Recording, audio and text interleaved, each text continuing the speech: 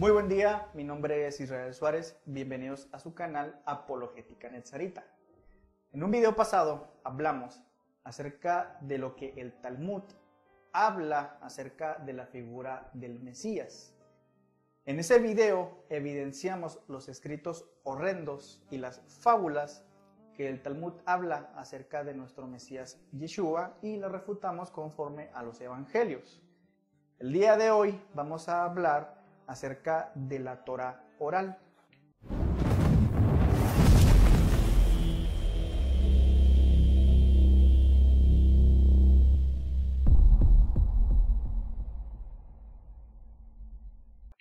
¿Alguna vez te has preguntado si la religión judía rabínica que hoy vemos es la misma fe que se practicaba en tiempos bíblicos, es decir, en tiempos de Moisés o en tiempos de los profetas? Durante los últimos 2000 años, el término común de observante de la Torá con respecto a la Torá y los mandamientos no ha significado realmente lo que la mayoría de las personas piensan que significa, ya que giran alrededor del templo, del tabernáculo, el sacerdocio, el altar y el corazón de todo, que es el sacrificar ofrendas para expiar nuestros pecados. Todo esto ha dejado de existir desde la destrucción del templo hace 2000 años. Hoy la expresión observador de la Torá representa a las personas que siguen las reglas rabínicas. Ya casi no hay conexión con Moisés y sus mandamientos originales. A decir verdad, los rabinos han jugado el esquema más sofisticado en la nación de Israel. Ellos hacen pensar que las reglas y tradiciones rabínicas que fueron inventadas por ellos son de hecho la ley de Moisés. En los próximos minutos les demostraremos que la ley de Moisés y la ley rabínica no tienen nada que ver entre sí y que la ley oral nunca fue dada por el Eterno en el Sinaí, pero que no es nada más que una leyenda urbana. Durante los tiempos bíblicos en Yom Kippur, el sumo sacerdote entraba al lugar santísimo una vez al año y sacrificaba una ofrenda. Primero tenía que hacer una ofrenda por sí mismo y luego una cabra para expiar los pecados de la nación. El pueblo de Israel ayunaría en solidaridad. El ayuno fue un gesto marginal y simbólico y no tenía la intención de expiar los pecados de la nación durante todo el año. Según la tradición, cuando Yom Kippur llega a su fin, la nación esperaba el sello oficial, una aprobación oficial del Eterno de que había aceptado el sacrificio y que los pecados de la nación habían sido absueltos.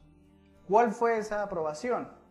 Una cuerda roja colgada en el templo, un hilo escarlata se volvió blanco. Así fue como el sumo sacerdote y toda la nación sabía que el Eterno había aceptado el sacrificio de Yom Kippur. La gente bailaba, celebraba y se alegraba porque sus pecados habían sido borrados y absueltos otro año. De hecho, el Talmud babilónico en el Tratado de Yoma 39, en la edición Adin Steinsland, dice lo siguiente. La Gemara, los sabios describen lo siguiente. Durante el mandato de Shimon Tzadik, la suerte de Dios siempre surgió en la mano derecha del sumo sacerdote. Después de su muerte ocurrió solo ocasionalmente, pero durante los 40 años anteriores a la destrucción del templo, la suerte de Dios no surgió en la mano derecha del sumo sacerdote. Así también, la tira de lana carmesí que estaba atada a la cabeza de la cabra que se envió a Azazel no se volvió blanca, y la lámpara más occidental del candelabro no se encendió continuamente, y las puertas del santuario se abrieron solas como señal de que pronto serían abiertas por los enemigos, hasta que Rabá Yohanan ben Zakkai los regañó. Le dijo al santuario: santuario, santuario, ¿por qué te asustas con estos signos? Sé de ti que finalmente serás destruido. Y Zacarías, hijo de Ido, ya ha profetizado acerca de ti.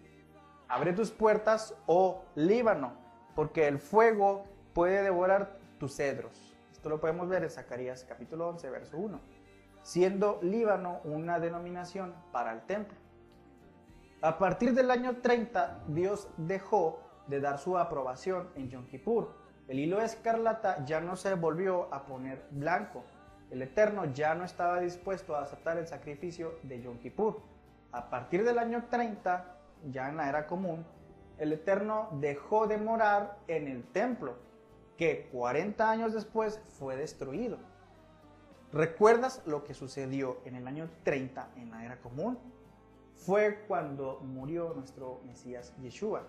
A partir de entonces los rabinos tuvieron que reinventar el judaísmo de una manera que funcionara incluso sin la aprobación de Dios. Aunque mantuvieron los términos como judaísmo, Torá, la esencia había cambiado. Ya no era la Torá de Moisés. En cambio, ahora en adelante es la Torá oral. De repente ya no había necesidad de altar, el templo y las ofrendas de expiación y absolución. Lo que hay que entender es que tras la destrucción del segundo templo, la secta farisea se convirtió en el judaísmo rabínico que conocemos hoy en día. Ya no se basó en una revelación celestial divina como lo fue en la época de Moisés, los padres, los reyes y los profetas. Los nuevos líderes del mundo judío en ese momento decidieron intencionalmente separarse de las escrituras. Algunos de ustedes pueden encontrar eso sorprendente, pero eso es lo que describe el Talmud. Una historia famosa y definitoria que se encuentra en el Talmud babilónico en el Tratado de Baba Metzia, capítulo 59a al 59b, demuestra cómo la autoridad de los rabinos eclipsó la autoridad de Dios en su estimación y a todos los efectos despojó a Dios de su soberanía, convirtiéndolos a los rabinos en nuevos dioses, en una clase de tipo dioses. La historia describe el famoso debate entre el rabino Eliezer y el rabino Yehoshua sobre un horno para cocinar. El debate surgió de una pregunta hecha por un hombre que poseía un horno de barro. Lo agrandó partiéndolo en pedazos y luego volviéndolo a montar usando arena para crear un horno más grande. El debate presentado ante el Sanedrín fue si el nuevo horno era kosher o no kosher, es decir, puro o impuro. El Talmud especifica que el rabino Eliezer había presentado todos los argumentos imaginables y demostró que el horno era de hecho kosher. Pero la gran mayoría de los rabinos del Sanedrín no aceptaron sus argumentos y afirmaron que el horno no era kosher. Entonces el rabino Eliezer pasó a demostrar su afirmación utilizando signos sobrenaturales.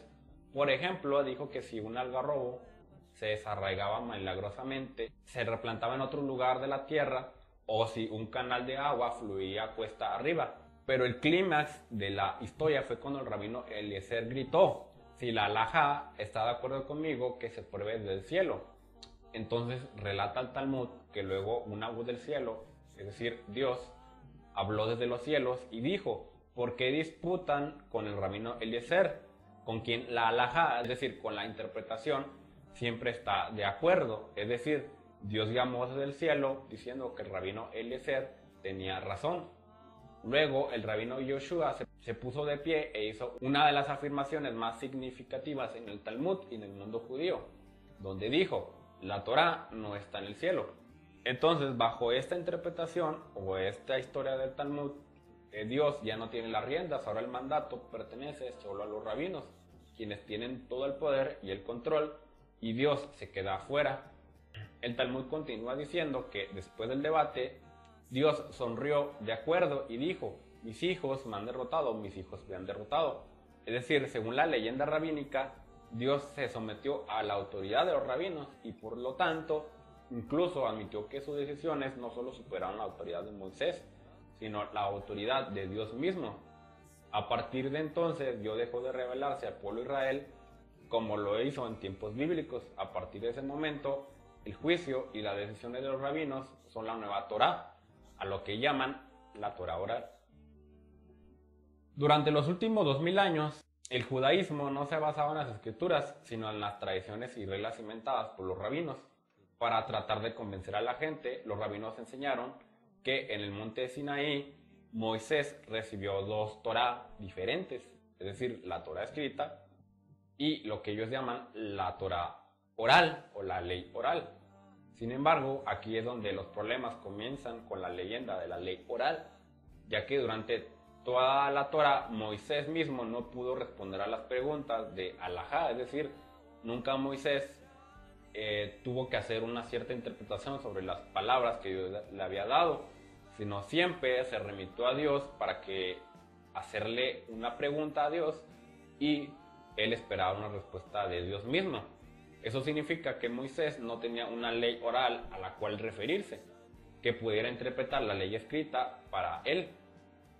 Esto lo podemos ver en muchos ejemplos, como en Números 9, Levítico 24, Números 15 y 27, entre otros lugares. Además, la Torá misma nos muestra inequívocamente que el pacto de Dios con Israel en el monte Sinaí se basó solo en la Torá escrita.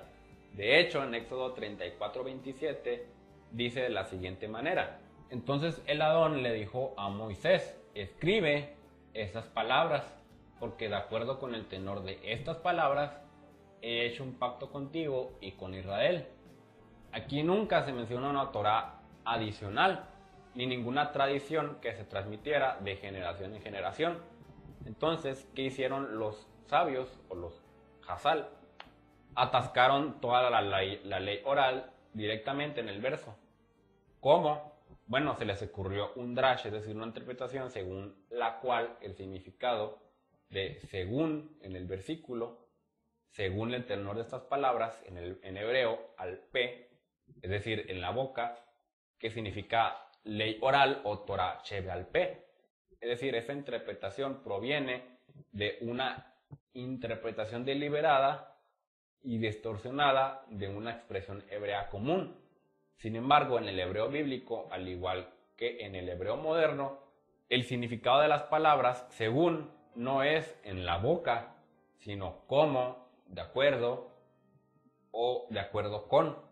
Y eso lo podemos ver, por ejemplo, en Génesis capítulo 43, versículo 7, donde dice según estas palabras, o en Números 26, versículo 56, donde dice según la suerte, o Deuteronomio 17, versículo 10, donde dice según la oración, donde ahí claramente dice al P. Algunos de ustedes probablemente se estarán riendo y preguntándose cómo podría tanta gente haber caído en esto. Pero debe de recordar que la Biblia no estaba disponible para la gente común en ese entonces, que no podía leer o escribir por sí mismos, sino que estaban sujetos a la interpretación de la autoridad rabínica. Otro método por el cual los rabinos intentaron forzar la idea de la ley oral sobre las personas fue sacar una sola palabra en Levítico 26:46. En su contexto dice lo siguiente: estos son los estatutos y juicios y leyes, Torot, que el Eterno hizo entre él y los hijos de Israel en el monte Sinaí por mano de Moisés. Las leyes Torot, según los rabinos, se refiere a una ley escrita y una ley oral. El problema es que esta interpretación pasa por alto el contexto obvio, ya que el libro de Levítico explica cuáles son estas leyes: la ley de la ofrenda quemada, la ley de la ofrenda de la carne, la ley de la ofrenda por el pecado, la ley de la ofrenda por transgresión, la ley de ofrenda de sacrificio, la ley de ofrenda de paz, la ley de la plaga, de la lepra y más. Estas son esas leyes. Una Torá, que es una tradición oral, no se menciona en ninguna parte. Y está claro en el contexto que Moisés no está hablando de nada por el estilo. Hay otra sección famosa que fue sacada de contexto para establecer su autoridad, poder y control sobre la gente común, basada en esto. En primer lugar, en 7 palabras de la porción de Shoftim en el libro de Deuteronomio. según todo lo que te informan. Deuteronomio 17:10. Entonces, ¿de qué habla realmente Moisés en esta parte de Deuteronomio? El pueblo de Israel acaba de salir de Egipto y convertirse en una verdadera nación.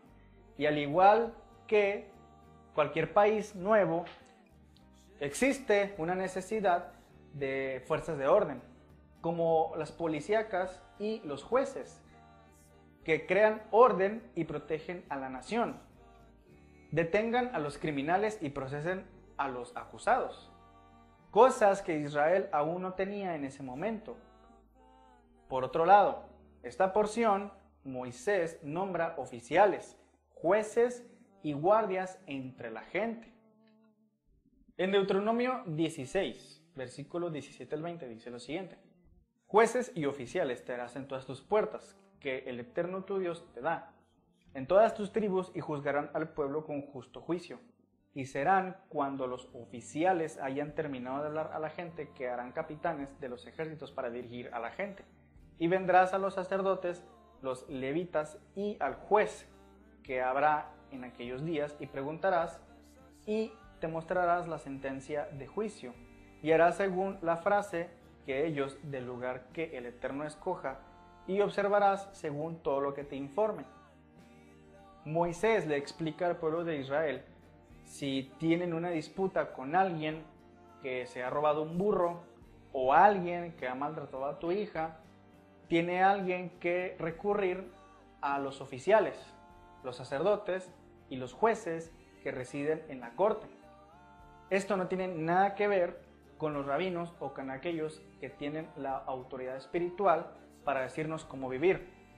Como pueden ver, el término rabinos ni siquiera se menciona en esta sección. Entonces, es crucial entender que el Talmud y el Antiguo Testamento o el Tanaj se contradicen cientos de veces, de manera inequívoca e incluso vergonzosa, lo que no se puede resolver. Esas contradicciones prueban que el espíritu de Elohim no pudo haber inspirado la escritura del Talmud. Después de todo, un Dios perfecto no podría haber cometido errores como estos. Pero independientemente, no hay base ni histórica ni bíblica para probar que se le dio una ley oral a Moisés en el monte Sinaí. De hecho, un examen histórico y teológico demuestra que lo contrario es correcto. Después de todo, si la ley oral fue de hecho dada a Moisés en el monte Sinaí, el lector podría esperar ver miles de menciones de ella a lo largo de las escrituras. Sin embargo, Dios nunca lo menciona. Moisés tampoco usó el término de ley oral. Incluso Josué ben Nun, es decir, hijo de Nun, quien fue designado por Dios como el sucesor de Moisés, no proporciona ninguna indicación de una alhaja oral. Dios le dice a Josué que medite en la Torá, como dice en el capítulo 1, versículo 8 del libro de Josué, que puede observar, hacer de acuerdo con todo lo que está escrito en él, porque entonces harás tu camino próspero y luego tendrás buen éxito. Esdras, el escriba, quien reintrodujo la Torá al pueblo de Israel hace 2500 años, nunca escribió una sola palabra sobre ninguna ley oral. Ninguno de los profetas de los reyes de Israel se refirió a la oral. Nunca nadie habló de eso. No lo mencionó o incluso insinuó sobre su existencia. A decir verdad, no hay un solo verso en toda la Biblia en el que se menciona el término ley oral. Incluso nos gustaría señalar que las tradiciones antiguas de la nación de Israel se mencionan periódicamente en la Biblia, pero siempre de forma negativa. Por ejemplo, vea lo siguiente escrito por el profeta Isaías en su libro, capítulo 29, verso 13 al 14.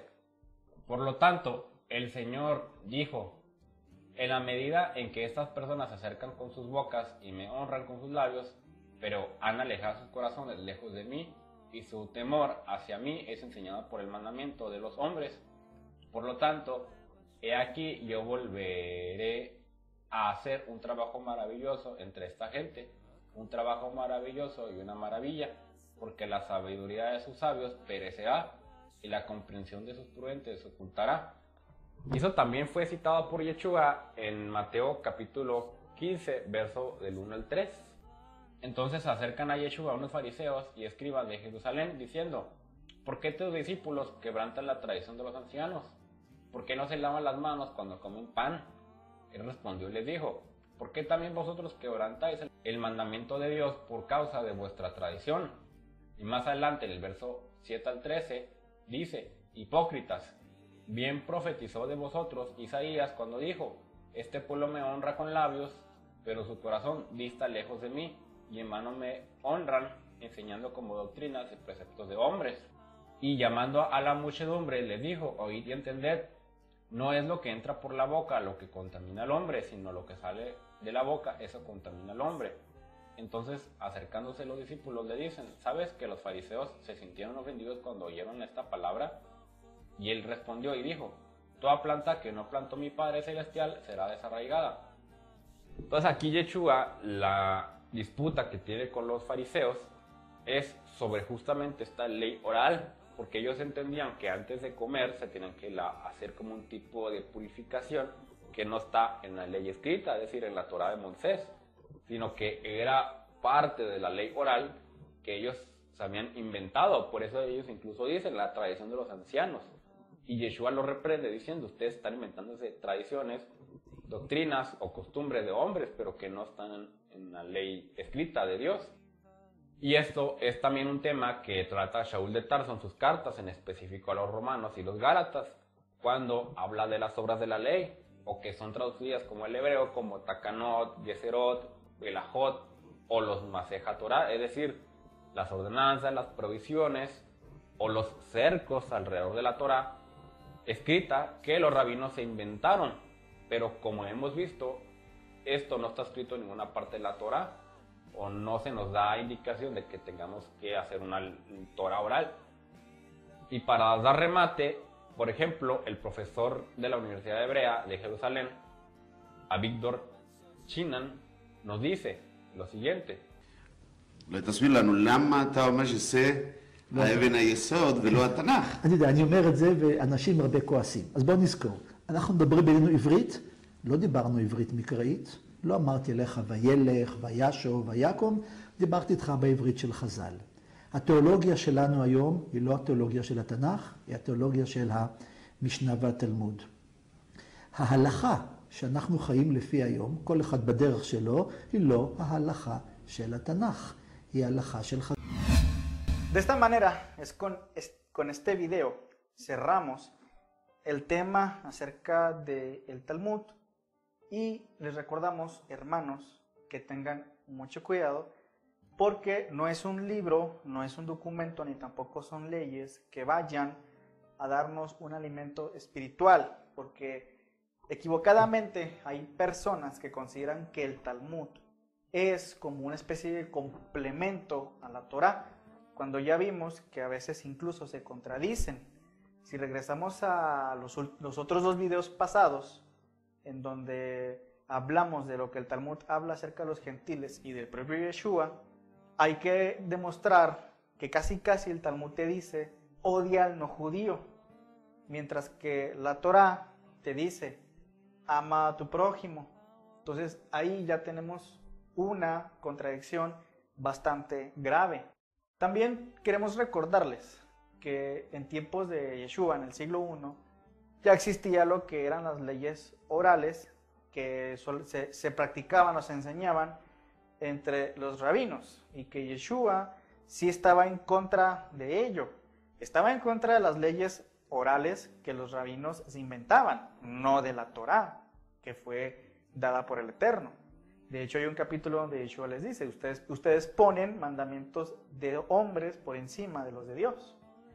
Entonces es muy importante ver que Yeshua estaba incluso en contra de ello. Ya cuando llega Shaul de Tarso y que habla de las obras de la ley, ahí también está haciendo distinción entre lo que es la ley oral y la Torá del Eterno. Pero pasa que si no sabemos esta distinción, pues pensamos que tanto Yeshua como el mismo Shaul de Tarso están hablando en contra de la Torá. pero esto no tiene nada que ver. Entonces, sí hay que tener esa distinción de ambos términos y no juntarlos para nuestra propia fe, porque nos vamos a dar después de topes en la pared si queremos juntar la Torá con las leyes orales. Les recordamos, hermanos, que tenemos nuestro Facebook y tenemos nuestro Instagram. En la parte de abajo se les dejará en la descripción los enlaces para que puedan entrar a nuestro Facebook y también a nuestro Instagram. Si este video te gustó, te invito a que lo compartas, te suscribas y le des like. Mi nombre es Israel Suárez, nos vemos la próxima.